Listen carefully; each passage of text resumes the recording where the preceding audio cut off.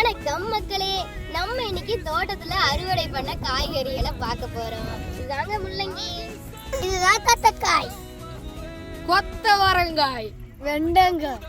முள்ளங்கி தான் நிறைய கிடைச்சிருக்கு, தட்டவரங்காய் கொஞ்சமே தான் கிடைச்சிருக்கு. கொத்தவரங்காய் இப்பதான் வளர ஆரம்பிச்சிருக்கு.